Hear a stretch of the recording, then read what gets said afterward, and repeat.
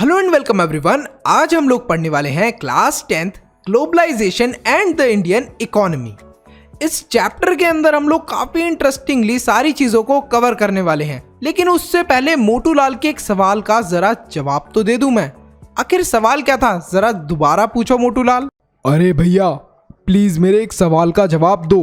सवाल ये है कि हम रहते तो इंडिया में हैं, लेकिन जब देखो जिस भी चीज को देखो वो चाइना की बनी हुई होती है। हमारे पेन, यहाँ तक कि हमारा मोबाइल भी, यहाँ तक कि लैपटॉप, एसी, किसी भी चीज को देखो वो चाइना की बनी हुई होती है। तो ऐसा क्यों है? अगर हम किसी दुकान वाले के पास जाते भी हैं और उससे बोलते हैं भैया जरा इंडिया का कोई प्रोडक्ट दे दो, तो वो प्रोडक्ट बहुत महंगा होता है। अगर मैं इंडिया का बना हुआ पेन लेता हूं तो वो बहुत महंगा होता है। ऐसा क्यों? चाइना की चीजें इतनी सस्ती और इंडिया की चीजें इतनी महंगी। हमें इंडिया के अंदर चाइना के इतने सारे प्रोडक्ट्स क्यों देखने को मिलते हैं? देखिए, अगर हम लोग 1990s के मार्केट को और इंडिया का जो अभी करंट मार्केट है उसको कंपेयर करें तो आपको बहुत बड़ा डिफरेंस देखने को मिलेगा। आप अपने मम्मी या पापा से पूछो कि जब वो स्कूल जाते थे तब कौन कौन से वैरायटी की उन्हें कार्स, कौन कौन से ब्रांड की कार देखने को उन्हें मिलती थी। या फिर एक सिंपल क्वेश्चन पूछ लेना कि कौन से ब्रांड के उन्हें पेन्स देखने को मिलते थे, तो आपके मम्मी पापा मुश्किल से एक या दो ब्रांड बता पाएंगे। लेकिन अगर आज के मार्केट को कंपेयर करें तो आज आपको कितने सारी different variety of pens, pencils, erasers देखने को मिल जाएंगे। साथ ही में अगर आप मार्केट के अंदर जाओगे तो पहले 1990s के टाइम पर एम्बेसडर और फिएट कार ज़्यादातर देखने को मिलती थी, लेकिन अब आप देखोगे तो इतने सारी ब्रांड की कार्स हैं कि आप सोच भी नहीं सकते। सेम टेलीविजन्स के साथ है। पहले 1990s के टाइम पे लिमिटेड ब्रांडेड टेलीविजन्स देखने को मिलते थे, जैसे सोनी और पैनासोनिक हो गया, यही ब्रांड के ज़्यादातर टेलीविजन्स आते थे। लेकिन अब आप देखोगे तो कितने सारे ब्रांड के टेलीविजन्स हमें देखने को मिलते हैं। Same with mobile phones. अब आखिर ऐसा क्यों है? हमें इतने सारे ब्रांड्स आज वाले मार्केट में देखने को क्यों मिल रहे हैं? और 1990s के मार्केट में क्या ये ब्रांड नहीं थे? बिल्कुल थे, लेकिन तभी इंडिया में देखने को क्यों नहीं मिलते थे? इसका आंसर आपको मिलेगा अभी थोड़ी ही देर में। समझते हैं हम लोग प्रोडक्शन अक्रॉस कंट्रीज को। सबसे पहले वर्ड प्रोडक्शन। आपको पता है जो भी कंट्री ज़्यादा प्रोडक्शन करती है उसकी जो इकोनॉमिक कंडीशन होती है वो बेटर होती है, मतलब उसकी कंडीशन अच्छी होती है। अब प्रोडक्शन का मतलब क्या होता है? सिंपल हमने पढ़ा था हमारी ज्योग्राफी के अंदर कि प्रोडक्शन का मतलब ये होता है कि किसी भी रॉ मटेरियल को हमने यूज़ करके कुछ मोर यूजफुल प्रोडक्ट उसका बना दिया। जैसे आलू लिया, आलू को हमने क्या करा? चिप्स बनाकर सेल करा। तो उस चीज़ से क्या होगा कि चिप्स जो हैं वो थोड़े महंगे बिकते हैं, आलूओं को हम सेल करेंगे डायरेक्टली तो वो थोड़े सस्ते बिकेंगे। तो अब आती है मल्टीनेशनल कॉरपोरेशंस। अब ये जो मल्टीनेशनल कॉरपोरेशंस है इन्हें शॉर्ट में एमएनसी भी बोलते हैं। क्या आपने कभी एमएनसी वर्ड सुना है पहले? अरे भैया हाँ, मैंने एमएनसी वर्ड बहुत बार सुना है अपने भाई के मुंह से। वो बोलता है कि मैं बहुत अच्छी एमएनसी कंपनी के अंदर काम करता हूँ और मैं भी बड़े होकर एमएनसी में ही काम करना चाहता हूँ भैया। अरे वाह मोटू लाल, वेरी गुड। एमएनसी का मतलब होता है मल्टीनेशनल कॉरपोरेशन। अब ये आपको वर्ड से ही पता चल रहा होगा। मल्टीनेशनल मतलब बहुत सारे देशों के अंदर ये कंपनीज प्रेजेंट होती हैं और ये क्या करती हैं? ओन करती हैं और कंट्रोल करती हैं प्रोडक्शन बहुत सारे देशों का। मतलब जैसे कि इनकी बहुत सारी छोटी छोटी ब्रांचेस होती हैं अलग अलग कंट्रीज़ के अंदर। जैसे एप्पल ले लो आप, Apple is a MNC. Apple आपको देखने को मिलेगा कि इंडिया के अंदर भी प्रेजेंट है। एक एप्पल ने ही अपना एक स्टोर खोला हुआ है और वहाँ पर भी प्रोडक्शन हो रहा है। तो कुछ फैक्टर्स होते हैं जो कि एमएनसीज़ की प्रोडक्शन को कंट्रोल करते हैं। एक तो मार्केट की क्लोजनेस होनी चाहिए। मान लीजिए अगर इंडिया के अंदर एप्पल ने सोचा कि हम लोग क्या करें, एक अपनी कंपनी बनाते हैं इंडिया के अंदर, तो अब वो कहाँ पर अपनी कंपनी बनाएंगे? एक ऐसी जगह पर जहाँ पर फ़ोन्स जल्दी सेल हो या फिर एक ऐसी जगह पर जहाँ पर फ़ोन्स बहुत कम सेल होते हो? तो आपका जवाब होगा कि वहाँ पर जहाँ पर फ़ोन्स जल्दी सेल हो। तो एक तो क्लोजनेस टू मार्केट हो। दूसरा फैक्टर वो ये देखेंगे कि स्किल्ड और अनस्किल्ड लेबर काफ़ी सस्ते कॉस्ट पर मिले। मतलब जो लेबर है जो काम करेगी इस कंपनी के अंदर वो उन्हें थोड़ी सस्ती मिले, या टेक्नीशियंस उन्हें सस्ते मिले जिससे कि वो सस्ते में अपना काम करा पाए। फिर गवर्नमेंट पॉलिसीज़ भी बहुत मैटर करती हैं। अब गवर्नमेंट पॉलिसीज़ का मतलब क्या है, जैसे देखो गवर्नमेंट के रूल्स जो होते हैं ना, कुछ फेवरेबल होते हैं कुछ एमएनसीज़ के लिए, और कभी कभी गवर्नमेंट के रूल्स स्ट्रिक्ट भी होते हैं। तो एमएनसी वाले लोग ये भी देखते हैं कि भाई देखो, जहाँ पर भी हम लोग अपनी नई कंपनी खोलने वाले हैं जिस भी कंट्री में, वहाँ की गवर्नमेंट हमारे साथ स्ट्रिक्टली बिहेव ना करे। अब इस पूरे प्रोसेस को एक बार थोड़ा सा समझते हैं डिटेल में। अब देखो चाइना है, चाइना के अंदर एक टी शर्ट की प्रोडक्शन कॉस्ट है 50 रुपीज़, और जब इसी टी शर्ट को हम चाइना के अंदर सेल करते हैं तो 300 रुपीज़ में वो सेल होगी। इंडिया की बात करते हैं, इंडिया के अंदर एक टी शर्ट की प्रोडक्शन कॉस्ट है 200 रुपीज़, सेलिंग प्राइस है 400 रुपीज़। यूएसए की बात करते हैं तो वहाँ पर एक टी शर्ट को बनाने का खर्चा 400 रुपीज़ आता है, लेकिन यहाँ पर एक टी शर्ट 200 रुपीज़ में सेल होती है। तो यहाँ पर अलग अलग जगहें हैं ये। तो अब एमएनसी के लिए आप बताइए, एक कंपनी के लिए क्या चीज़ बेनिफिशियल होगी, वो कहाँ पर टी शर्ट बनाए? तो आप बोलोगे कि सर सबसे बेस्ट रहेगा कि ये चाइना के अंदर टी शर्ट बनाए। वेरी गुड, बिल्कुल सही, क्योंकि यहाँ तो बहुत सस्ते में टी शर्ट बन रही है। और ये बताओ सबसे महंगी टी शर्ट कहाँ पर बिक रही है? तो आप बोलोगे सर सबसे महंगी टी शर्ट तो कहाँ पर बिक रही है? यूएसए में बिक रही है, अमेरिका के अंदर बिक रही है। यहाँ तो 2000 रुपये की टी शर्ट बिक रही है 50 रुपये की। तो क्या करेगा चाइना? सिंपली बोलेगा कि भाई चाइना के अंदर हम लोग एक टी शर्ट बनाएं और यूएस के अंदर उसको सेल करें। तो एमएनसी वालों के लिए ये चीज़ बेनिफिशियल होगी। ये ऐसा क्यों करा एमएनसी ने, जिससे कि चाइना के अंदर क्यों बनाई है टी शर्ट? जिससे कि जो प्रोडक्शन कॉस्ट है वो लो रहे और उनका जो प्रॉफिट है वो ज़्यादा से ज़्यादा हो। अब मान लो यही टी शर्ट को अगर ये अमेरिका के अंदर बनाते तो बन ही 400 रुपीज़ में थी। अब ये 400 रुपीज़ में जब ये टी शर्ट बनी, इसकी प्रोडक्शन कॉस्ट आई और 2000 में सेल करी, तो प्रॉफिट थोड़ा, मतलब प्रॉफिट तो बनाया कंपनी ने, लेकिन वो थोड़ा कम था कंपैरेटिवली टू चाइना। चाइना में सिर्फ 50 रुपीज़ में बनी और 2000 में सेल हुई, तो यहाँ पर प्रॉफिट बहुत ज़्यादा था।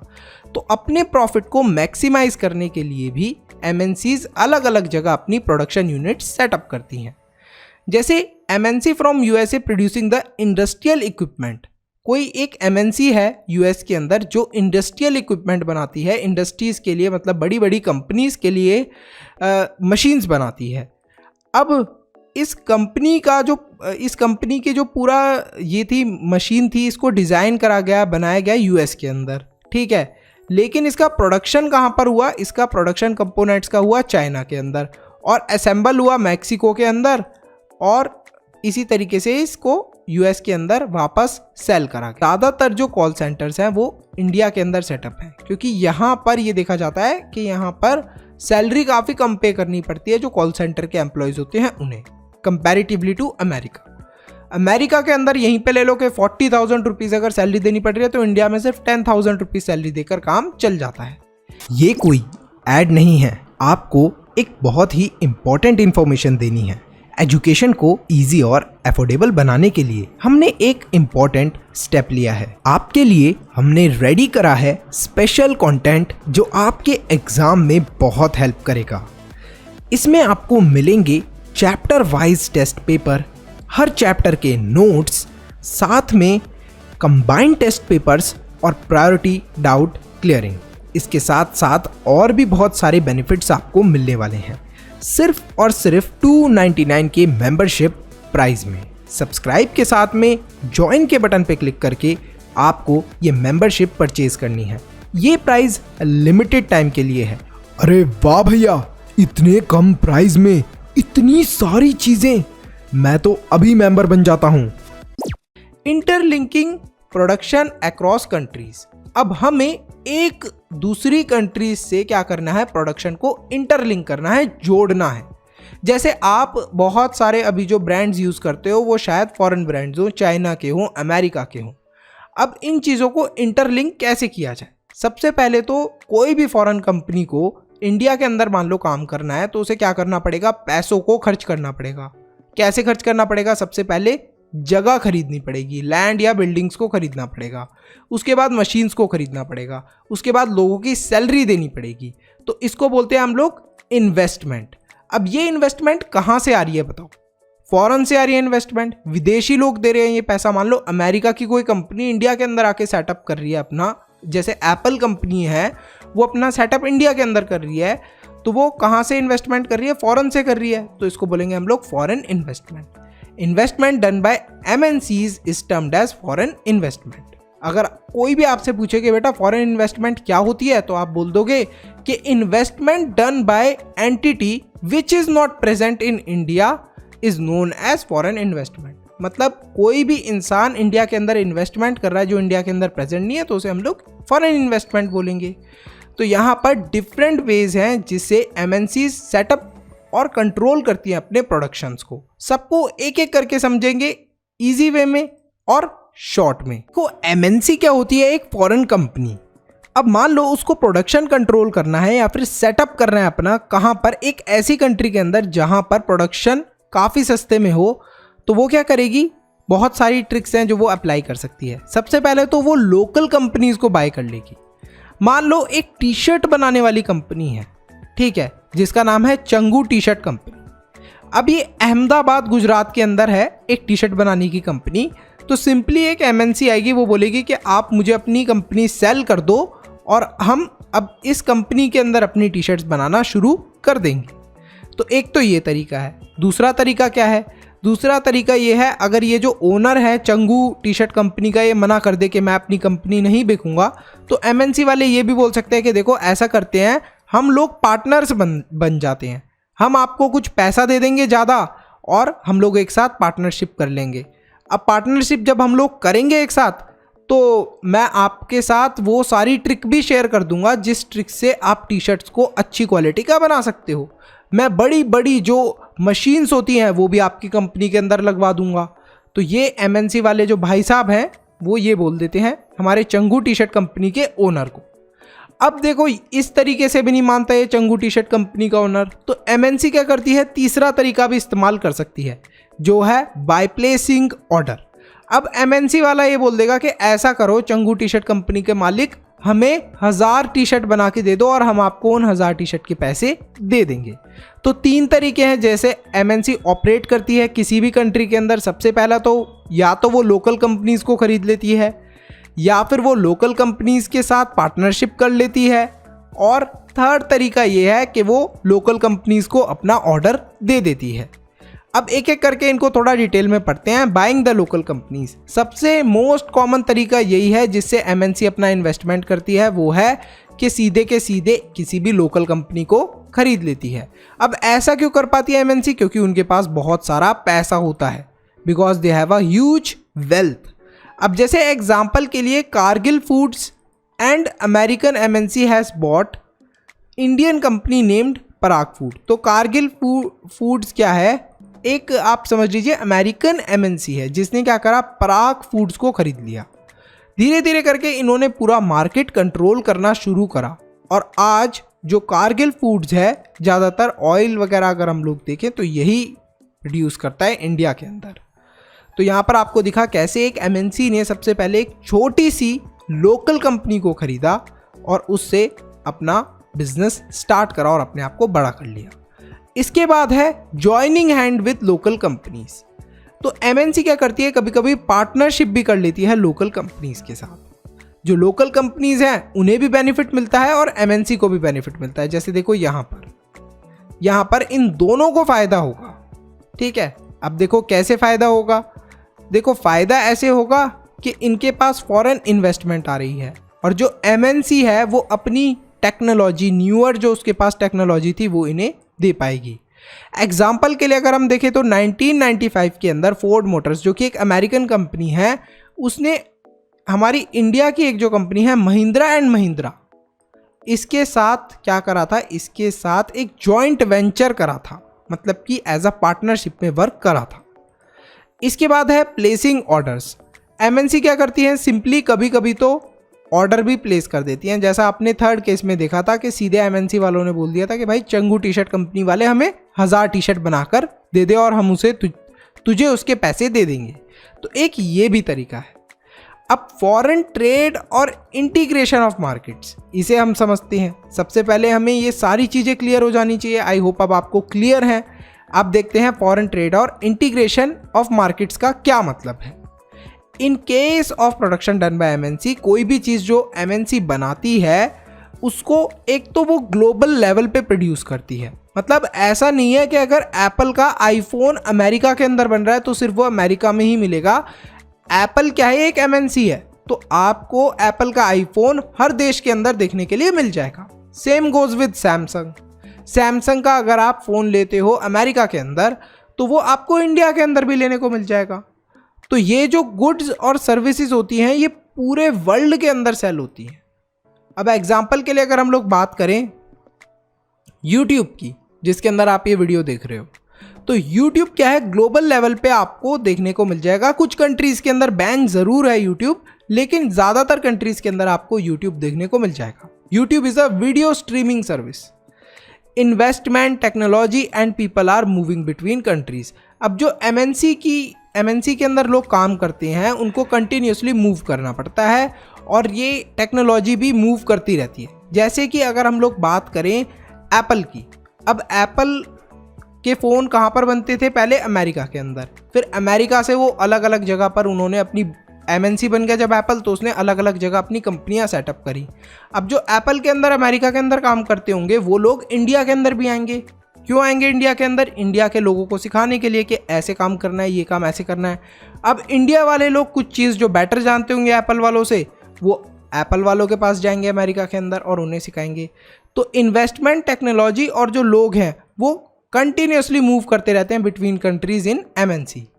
प्रोडक्शन प्रोसेस जो है वो कॉम्प्लेक्स होता है एमएनसीज का, मतलब थोड़ा सा मुश्किल होता है लेकिन ऑर्गेनाइज्ड होता है। बहुत ही तरीके से टाइम टेबल, शेड्यूल के अकॉर्डिंग चीज़ें इनकी मूव करती हैं। और इसी तरीके से जो हमारे लोकल प्रोड्यूसर्स हैं उनको भी एक अपॉर्चुनिटी मिलती है कि वो डोमेस्टिक मार्केट से ज़्यादा या फिर आउट ऑफ डोमेस्टिक मार्केट अपनी रीच इंक्रीज़ करें। जैसे अभी देखो यहाँ पर ये जो चंगू टी शर्ट कंपनी थी, मैंने आपको शुरू में बताया इट इज़ सेटअप इन अहमदाबाद। अब ये बेचारा अगर अपनी टी शर्ट्स को सेल करता तो अहमदाबाद के बाद कहाँ तक जा पाता, दिल्ली, मुंबई, पूरे इंडिया को कवर कर पाता। लेकिन जब ये पार्टनर बन गया एक एमएनसी के साथ तो ये अपनी टी शर्ट्स को वर्ल्ड वाइड कहीं पर भी सेल कर सकता है और इसका पूरी दुनिया के अंदर नाम होगा कि हाँ भाई चंगू टी शर्ट कंपनी है, बहुत अच्छी टी शर्ट बनाती है वो। तो यहाँ पर एमएनसीज ये भी बेनिफिट हमें देती हैं।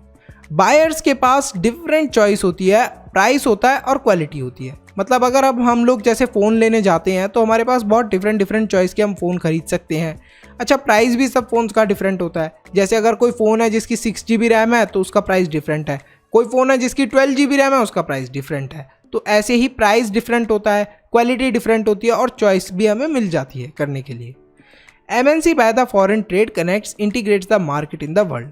एग्जाम्पल चाइनीज टॉयज इन इंडिया। अब MNC की वजह से ही पूरी दुनिया के मार्केट एक दूसरे से जुड़ जाते हैं। जैसे कि मान लो अगर मुझे आईफोन लेना है इंडिया के अंदर तो मैं आसानी से आईफोन ले सकता हूँ। अब चाइना के जो टॉयज़ हैं वो भी हमें इंडिया के अंदर आसानी से देखने को मिल जाते हैं। अभी चाइना के ऊपर मैं आ रहा हूँ। फिर बात करते हैं ग्लोबलाइजेशन की। It can be defined as the process of rapid interconnection और इंटीग्रेशन बिटवीन द मार्केट्स। अब ग्लोबलाइजेशन का मतलब क्या है? ग्लोबलाइजेशन को अगर मैंने बहुत ही सिंपल लैंग्वेज में डिफाइन करा है कि रैपिड इंटरकनेक्शन या फिर इंटीग्रेशन बिटवीन द मार्केट्स। अलग अलग मार्केट्स, जैसे चाइना का मार्केट हो गया, जापान का हो गया, इंडिया का हो गया। अब मान लो जैसे कोई टी शर्ट है ब्लू कलर की, वो चंगू टी शर्ट कंपनी ने कहाँ पर बनाई? MNC के साथ मिलकर इंडिया के अंदर बनाई। अब चंगू टी शर्ट कंपनी की MNC है तो ज़रूर एक ना एक ब्रांच जापान के अंदर भी होगी, चाइना के अंदर भी होगी। तो अगर जापान के अंदर गए तो चंगू टी शर्ट कंपनी की वैसी ही ब्लू कलर की टी शर्ट मुझे जापान के अंदर भी देखने को मिल जाएगी, चाइना के अंदर भी देखने को मिल जाएगी। तो एक तरीके से इंटरकनेक्शन और इंटीग्रेशन हो गया मार्केट्स के अंदर। सारे मार्केट एक दूसरे से जुड़ गए, हर जगह आसानी से हर चीज़ अवेलेबल है। फैक्टर्स जिनकी वजह से ग्लोबलाइजेशन एनेबल हो पाया है, जिनकी वजह से ग्लोबलाइजेशन हो पाया है, तो 2 फैक्टर्स हैं जिन्होंने ग्लोबलाइजेशन को एनेबल करा है।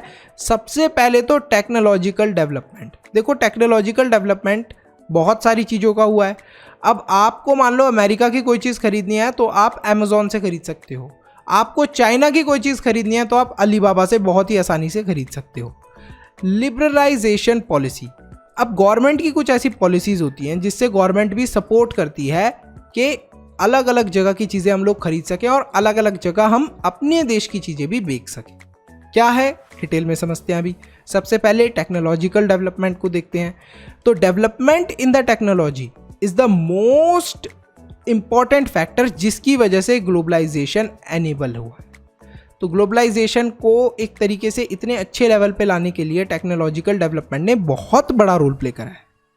अब दो तरीके से हम लोग समझ सकते हैं। सबसे पहले तो डेवलपमेंट इन ट्रांसपोर्ट टेक्नोलॉजी। पहले ज़माने की बात करें तो पहले सिर्फ शिप से ही सामान ट्रांसपोर्ट होता था, लेकिन आजकल प्लेन्स का भी यूजेज होता है। तो इस तरीके से भी जो हमारी ट्रांसपोर्ट के अंदर डेवलपमेंट हुई है वो भी काफ़ी इंपॉर्टेंट है। नेक्स्ट है डेवलपमेंट इन आईसीटी। आईसीटी क्या? Information and communication technology.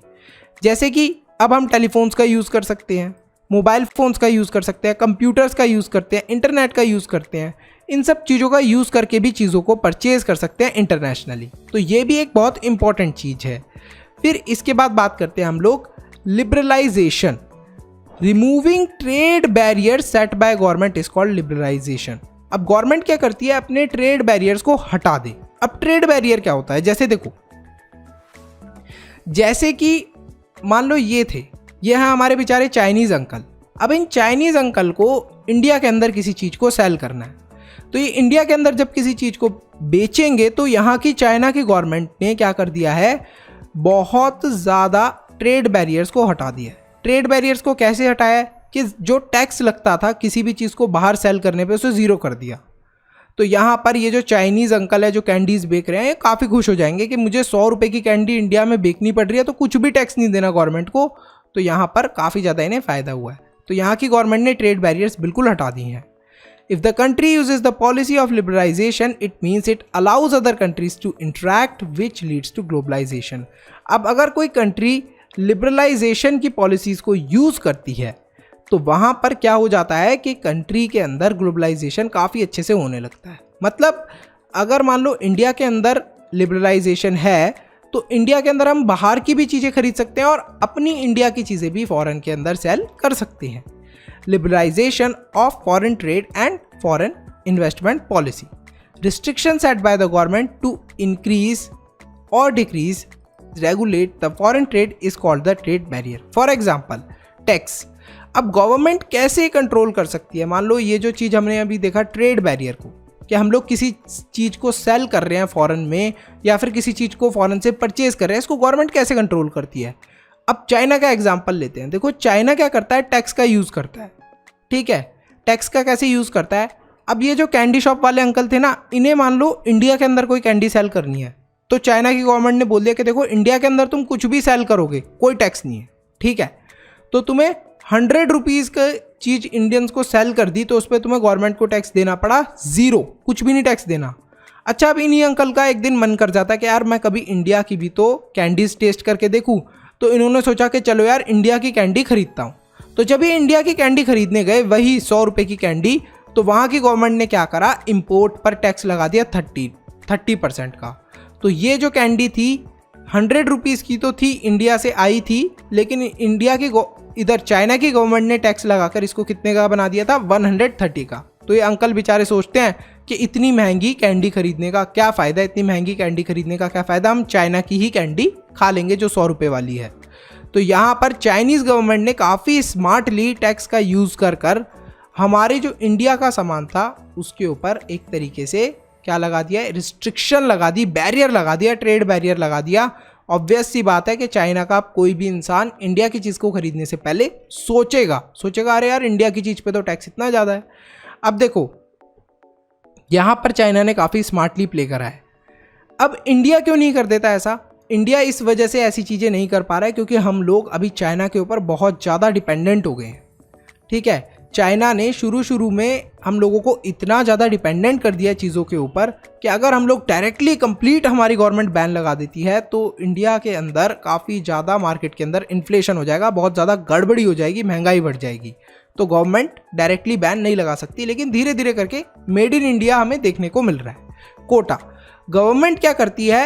एक तरीके से कोटा भी डिसाइड कर देती है कि मतलब हम लोग कुछ लिमिटेड अमाउंट ऑफ चीज़ें ही इंपोर्ट कर सकते हैं और कुछ लिमिटेड अमाउंट ऑफ चीज़ें ही एक्सपोर्ट कर सकते हैं। तो ये भी एक तरीके का ट्रेड बैरियर है जो गवर्नमेंट यूज़ करती है। बैरियर का मतलब क्या होता है? रुकावट। ट्रेड मतलब कि हम लोग किसी सामान को ले रहे हैं और दे रहे हैं। तो लेने देने की जो फॉरेन ट्रेड बैरियर हो गया उसे हमने क्या अभी समझा है। सबसे पहले तो टैक्स के थ्रू गवर्नमेंट एक ट्रेड बैरियर लगाती है, दूसरा कोटा के through. Indian government put trade barriers after independence. क्या हुआ था कि इंडिया की गवर्नमेंट ने ट्रेड बैरियर्स लगाए थे after independence on foreign trade and foreign investment to protect domestic producers. अब डोमेस्टिक जो भी इंडिया के अंदर लोग सामान बना रहे थे उन लोगों को प्रोटेक्ट करने के लिए इंडियन गवर्नमेंट ने क्या करा कि ट्रेड बैरियर्स लगा दिए थे। ना ही इंडिया के अंदर कोई इन्वेस्टमेंट कर सकता है, ना ही कोई इंडियन बाहर जाकर इन्वेस्टमेंट कर सकता है। तो एक ये बहुत बड़ा ट्रेड बैरियर इंडिया ने लगा दिया था। कब हम लोग बात कर रहे हैं, ये 1950s के अराउंड, ठीक है। तो यहाँ पर धीरे धीरे करके जैसे इंडिया इम्प्रूव करता गया तो 1991 के अंदर इंडियन गवर्नमेंट को लगा कि अगर हम लोग ऐसे ही ट्रेड बैरियर को लगा के रखेंगे तो हम तो कोई भी चीज़ को बाहर सेल नहीं कर पाएंगे। और इसकी वजह से जो हमारी क्वालिटी है, जैसे फॉरेन कंट्री के अंदर मान लो फ़ोन बहुत अच्छी क्वालिटी के बन रहे थे, इंडिया के अंदर थोड़ी कम अच्छी क्वालिटी के बन रहे थे, तो इंडियन गवर्नमेंट को लगा कि यार हम लोगों को उन्हें कंपटीशन देना चाहिए। कब कंपटीशन देंगे हम उन्हें? जब मान लो फॉरेन की कोई चीज़ आएगी। अब आप सोचो आपकी क्लास में 4 ही बच्चे हैं और चारों बच्चे पढ़ने में नालायक हैं, सब बच्चे 25% लाते हैं, ठीक है। अब आप तो कोई कंपटीशन करोगे ही नहीं क्योंकि सब 25% ला रहे हो। लेकिन अगर यहीं पर बाहर से कोई बच्चे आ जाएं 4 जो बहुत इंटेलिजेंट हो, 50%, 60%, कोई 80% ला रहा है, कोई 90% ला रहा है, फिर क्या होगा? कंपटीशन इंक्रीज होगा आपके अंदर, आपका भी मन करेगा पढ़ने का। तो ऐसे इंडियन गवर्नमेंट ने करा, ट्रेड बैरियर को हटाया जिससे कि जो हमारे डोमेस्टिक प्रोड्यूसर्स हैं वो भी अपनी क्वालिटी को इम्प्रूव करें। अब ट्रेड बैरियर्स के क्या क्या इफ़ेक्ट होते हैं? चाइनीज़ एक्सपोर्टर्स को टैक्स पे करना पड़ा, तो इस वजह से जो भी चाइना की चीज़ें हैं वो थोड़ी सी कॉस्टलियर हो जाएंगी इंडियन मार्केट के अंदर। अब जो मैं ऊपर देख रहे थे ना हम लोग यहाँ पर, अब चाइना के ऊपर इंडिया की गवर्नमेंट भी उसी के जो चीज़ें वो कर रहा था, जो चालाकियाँ वो चल रहा था, अब इंडियन गवर्नमेंट भी वही चालाकियाँ चलने की कोशिश कर रही है और चाइना को जवाब दे रही है। Imports from China will decline. अच्छा, ये भी इंपॉर्टेंट चीज़ कर रही है इंडियन गवर्नमेंट के डायरेक्टली इम्पोर्ट्स जो हम लोग चाइना से कर रहे थे, इतना सामान चाइना से ले रहे थे, उसको भी डिक्लाइन करने की, ना लेने की कोशिश कर रही है। धीरे धीरे करके कैसे? इंडिया के अंदर ही हम लोग ज़्यादातर चीज़ों को बना रहे हैं। इंडियन टॉय मार्केट्स इससे क्या होंगे? फ्लरिश होंगे। फ्लरिश मतलब कि अब हमें इंडिया के ही टॉयज़ देखने को मिलेंगे, इंडिया की ही बहुत सारी अलग अलग चीज़ें देखने को मिलेंगी। बात करते हैं वर्ल्ड ट्रेड ऑर्गेनाइजेशन। अभी आपने देखा कि क्या कुछ प्रॉब्लम्स आई थी चाइना की वजह से। चाइना एक ट्रेड बैरियर का इस्तेमाल कर रहा था जिससे कि इंडियन प्रोडक्ट्स को चाइनीज़ लोग ना खरीदें। अब यहाँ पर WTO वर्ल्ड ट्रेड ऑर्गेनाइजेशन आती है जिसका एम है कि वो लिबरलाइज कर सके इंटरनेशनल ट्रेड। सिंपल भाषा में हम समझें तो ये है कि आसानी से हम लोग कोई भी चीज़ अमेरिका की हमें खरीदनी है तो हम खरीद सकें, और अगर किसी अमेरिका के बंदे को इंडिया की कोई चीज़ खरीदनी है तो वो आसानी से खरीद सके। ये क्या करती है? जो WTO है, वर्ल्ड ट्रेड ऑर्गेनाइजेशन है, ये कुछ रूल्स बनाती है इंटरनेशनल ट्रेड के, और ये भी देखती है कि कौन सी कंट्री इन रूल्स को फॉलो कर रही है और कौन सी कंट्री नहीं कर रही। WTO वर्ल्ड ट्रेड ऑर्गेनाइजेशन ये कहती है कि कोई भी ट्रेड बैरियर नहीं होना चाहिए। जो भी मेंबर्स हैं वर्ल्ड ट्रेड ऑर्गेनाइजेशन के, उन्हें भी ये लोग ये बोलते हैं कि आपको लिबरलाइज करना चाहिए अपनी ट्रेड पॉलिसीज़ को, मतलब आसान बना देना चाहिए अपनी ट्रेड पॉलिसीज़ को, जिससे कि आपकी कंट्री से लोग सामान खरीद सकें और आपकी कंट्री के लोग सामान को बेच सकें। तो कंट्रीज़ के बीच का जो ट्रेड है वो फ्री होना चाहिए। लेकिन अगर हम लोग रियलिटी में देखें तो ऐसा डेवलपिंग कंट्रीज़ जैसे कि जो हमारी इंडिया है, India is a developing country, हम लोग तो इन रूल्स को बहुत अच्छे से फॉलो करते हैं। लेकिन जो डेवलप्ड कंट्रीज़ हैं जैसे कि अमेरिका, चाइना, ये लोग इन रूल्स को अच्छे से फॉलो नहीं करते। जैसे देखो चाइना अभी भी ये बदमाशी करता है, चीटिंग करता है ये, तो यहाँ पर ये एक बहुत बड़ी प्रॉब्लम है। ठीक है, हम लोग तो फॉलो कर रहे हैं रूल्स को लेकिन वो लोग नहीं कर रहे। ऐसा कब तक चलेगा? Impact of globalisation in India. अब ये जो ग्लोबलाइजेशन हुआ है, बहुत सारी कंपनीज अपने प्रोडक्ट्स को एक जगह से दूसरी जगह बेच पा रही हैं, एक देश से दूसरी देश में बेच पा रही हैं, इससे इंडिया के ऊपर क्या इफेक्ट पड़ा है? The impact of globalisation has not been uniform in Indian economy as different people are affected in different way. The impact of globalization can be noticed on these people. Producer, सबसे पहले producers के ऊपर हमें देखने को मिला है। Big producer जिन्होंने एमएनसीज के साथ मिलकर काम करना शुरू करा, वो लोग काफ़ी ज़्यादा प्रॉफिट बना रहे हैं, लेकिन जो बेचारे स्मॉल प्रोड्यूसर हैं उनको घाटा हो रहा है। इन मैनी केसेस ये भी देखने को मिला कि ये जो स्मॉल प्रोड्यूसर्स थे, इन लोगों को इतना ज़्यादा घाटा हुआ कि इन लोगों को अपनी कंपनीज को शट डाउन भी करना पड़ा। सर कैसे करना पड़ा, क्या दिक्कत आई, हमें समझ में नहीं आया। अब देखो बहुत सिंपल सी बात है, यहाँ पर आपने शुरू में देखा था कि ये दोनों ने पार्टनरशिप कर ली थी। अब इन दोनों ने पार्टनरशिप कर ली, मान लो चंगू टी शर्ट कंपनी वाला है, इसी का एक कंपटीटर है मंगू टी शर्ट कंपनी वाला। अब ये जो चंगू टी शर्ट कंपनी वाला है, ये इसने किसके साथ पार्टनरशिप करी है, एक बहुत बड़ी फॉरेन की एमएनसी के साथ। अब ये एमएनसी वाले इसे पैसा भी दे रहे हैं, तो अब ये चंगू टी शर्ट कंपनी वाला क्या करेगा, एक ऑफर निकालेगा जिसके अंदर अपनी टी शर्ट्स को बहुत सस्ता कर देगा, वेरी चीप। मतलब ये समझ लो कि मंगू टी शर्ट कंपनी वाला रुक ही नहीं सकता, कंपटीशन इसे दे ही नहीं सकता। कुछ टाइम बाद मंगू टी शर्ट कंपनी वाले से कोई भी सामान नहीं खरीदेगा, क्योंकि उसकी टी शर्ट्स महंगी लगेंगी लोगों को, क्योंकि चंगू टी शर्ट कंपनी वाला बहुत सस्ते में चीज़ों को सेल कर रहा है। तो देखते ही देखते जो मंगू टी शर्ट कंपनी वाला है वो अपनी कंपनी को क्लोज कर देगा और वहाँ से चले जाएगा। तो ऐसा ही बिल्कुल हो रहा है कि कुछ जो बेचारे स्मॉल बिजनेसेस हैं, स्मॉल प्रोड्यूसर्स हैं, उनके बिजनेसेस बंद हो रहे हैं। वर्कर्स, एमएनसी की वजह से हेल्प हुई है, रिड्यूसिंग हुई है अनएम्प्लॉयमेंट की। जो अनएम्प्लॉयमेंट था हमारे देश के अंदर, लोगों के पास नौकरियां नहीं थी, अब लोगों को आसानी से नौकरी मिल रही है। But MNCs gets flexibility in labour laws, so they hire the workers on temporary basis. अब देखो एमएनसीज को क्या है कि गवर्नमेंट क्या चाहती है कि ज़्यादा से ज़्यादा एमएनसीज इंडिया के अंदर आए। अब ऐसा क्यों है, जिससे कि लोगों को नौकरी मिले, ठीक है, इंडिया की इकोनॉमिक कंडीशन इम्प्रूव हो। लेकिन ये जो एमएनसी वाले होते हैं बहुत चंट होते हैं, गवर्नमेंट को बोल देते हैं कि भाई देखो जो तुम्हारे कुछ लॉज है ना, उनके अंदर थोड़े बहुत चेंज करने पड़ेंगे, तुम्हें हमें थोड़ी बहुत तो मतलब परमिशन देनी पड़ेगी कि हम अपने अकॉर्डिंग चलें। तो यहाँ पर ये लोग क्या करते हैं, टेम्परेरी बेसिस पे वर्कर्स को हायर करते हैं, परमानेंट बेसिस पे नहीं करते। फिर बात करते हैं बायर्स की। बायर्स को क्या हेल्प हुई है ग्लोबलाइजेशन से। जो एमएनसी प्रोडक्ट्स हैं हमें देखने को मिलते हैं, वो रिच बायर्स के लिए थे, ठीक है। So the rich buyer gets choice in the market more than poor buyers.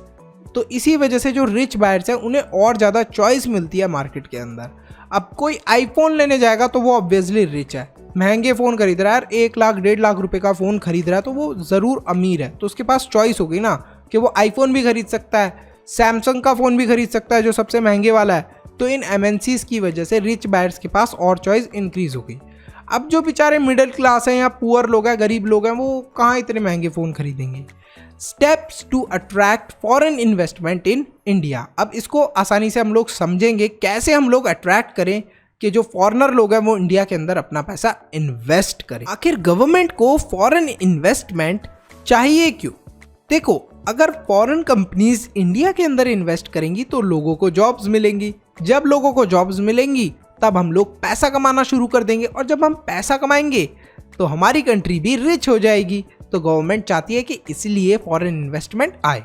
अब गवर्नमेंट कुछ स्पेशल स्टेप्स भी ले रही है, जिसमें से 2 इंपॉर्टेंट स्टेप्स हैं जिससे फॉरेन इन्वेस्टमेंट अट्रैक्ट हो। सबसे पहले SEZ, special economic zones develop कर रही है गवर्नमेंट, कंटिन्यूसली सेज को डेवलप कर रही है। इसके अंदर क्या होता है कि government electricity, roads, water, transport, recreational activities, educational facilities, ये सब चीज़ें स्पेशली फॉरेन कंपनीज जो होती है, फॉरेन एमएनसीज होती हैं, इन्हें प्रोवाइड करती हैं। अब देखो यहाँ पर क्या होता है, स्पेशल इकोनॉमिक जोन में गवर्नमेंट कहती है कि देखो, अगर आप स्पेशल इकोनॉमिक जोन के अंदर अपनी फैक्ट्री का सेटअप करते हो या अपनी एमएनसी का सेटअप करते हो तो आपको इलेक्ट्रिसिटी बहुत अच्छी क्वालिटी की मिलेगी, 24 आवर्स मिलेगी, साथ ही में कम दाम पर मिलेगी, सस्ती मिलेगी।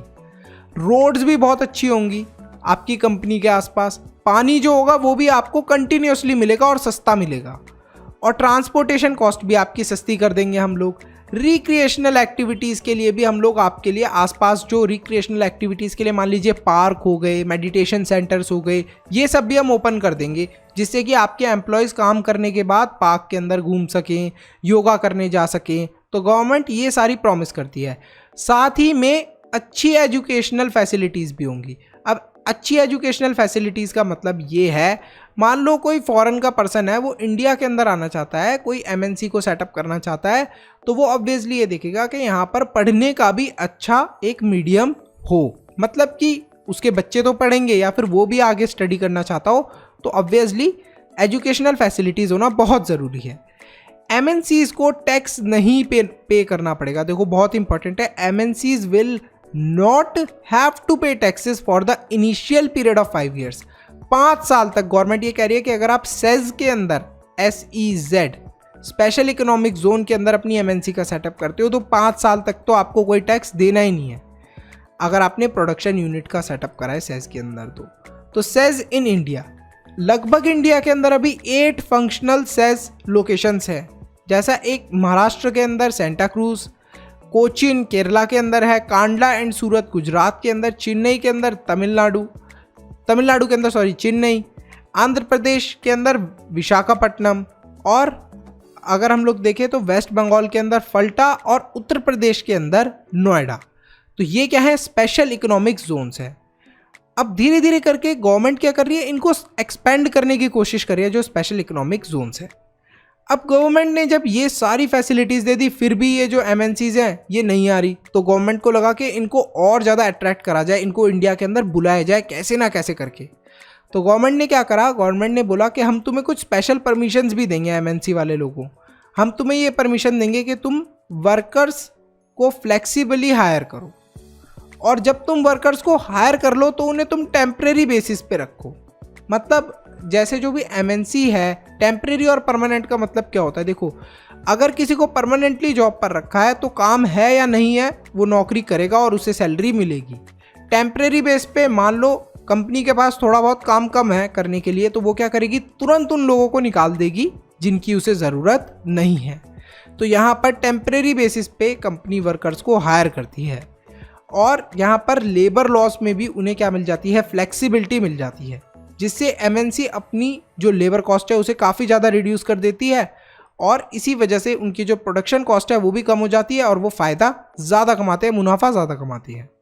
अब देखो ये सारी चीज़ें तो हमने देखी कि हमारी गवर्नमेंट क्या कर रही है फॉरेन इन्वेस्टमेंट को अट्रैक्ट करने के लिए, लेकिन एक फेयर ग्लोबलाइजेशन क्या होगा, गवर्नमेंट पॉलिसीज़ प्रोटेक्ट करें रिच और पुअर दोनों लोगों को।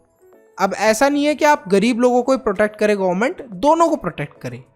लेबर लॉज को इम्प्लीमेंट प्रॉपरली होना चाहिए, और वर्कर को अपनी इक्वल राइट मिलने चाहिए। जो लेबर लॉज हैं, जैसे ये एमएनसी वाले ने फ्लेक्सिबिलिटी मिल रही थी ना लेबर लॉ में, ये नहीं होना चाहिए। सबको इक्वली ही इम्प्लीमेंट होने चाहिए लेबर लॉ, सबको इक्वल राइट्स मिलने चाहिए। गवर्नमेंट को किन्हें सपोर्ट करना चाहिए, स्मॉल प्रोड्यूसर्स को, जिससे कि वो अपनी परफॉर्मेंस को इम्प्रूव कर सके और कंप्लीट कर सके। गवर्नमेंट को जो ट्रेड बैरियर्स का यूजेज है वो करना चाहिए अगर उनकी ज़रूरत पड़े। तो देखो मैं बिल्कुल इस चीज़ के सपोर्ट में हूँ। जो चाइना जैसे देश हैं, देख रहे थे आप अभी क्या कर रहा था चाइना, तो ऐसे जो देश हो गए इनके साथ तो ज़रूर गवर्नमेंट को ट्रेड बैरियर्स का इस्तेमाल करना चाहिए। इंडिया के अंदर भी टैक्स बढ़ा देना चाहिए चाइना की चीज़ों पर, ठीक है। तो एक ये भी इम्पॉर्टेंट चीज़ है। फिर उसके बाद government should negotiate at the WTO for fairer rules.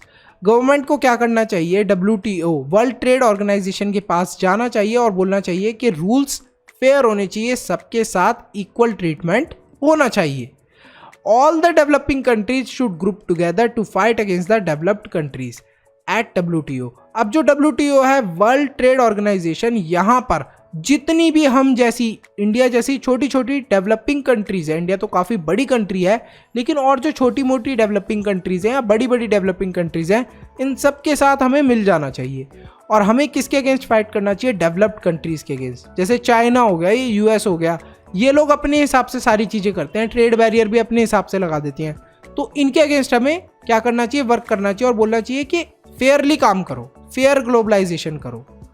Government can campaign and protest regarding the unfair rules. Government क्या कर सकती है हमारी, इस चीज़ के अगेंस्ट प्रोटेस्ट भी कर सकती है, जो ये अनफेयर रूल्स हैं इनके अगेंस्ट हमारी गवर्नमेंट प्रोटेस्ट भी कर सकती है।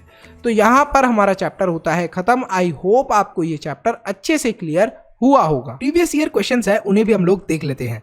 तो सबसे पहला क्वेश्चन है what is trade, explain the importance of international trade. सब बच्चे बहुत ही आसानी से इस क्वेश्चन का आंसर दे देंगे, फटाफट कमेंट में देना है आपको इन 5 क्वेश्चंस का आंसर।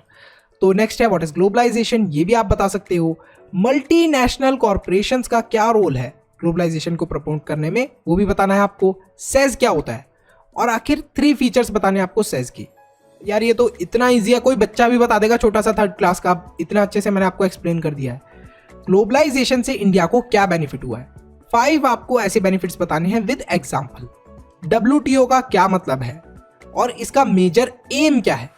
यहीं पर हमारा ये चैप्टर खत्म होता है। आई होप आपको ये चैप्टर बहुत अच्छे से समझ में आया होगा। वीडियो को लाइक करो, चैनल को सब्सक्राइब करो, साथ में ज्वाइन का बटन है उस पर क्लिक करके मेंबर बनो अगर चैनल को सपोर्ट करना चाहते हो। See you in the next video. Manu से ज्ञान लेते रहो और इसी तरीके से वीडियोस को शेयर करते रहो।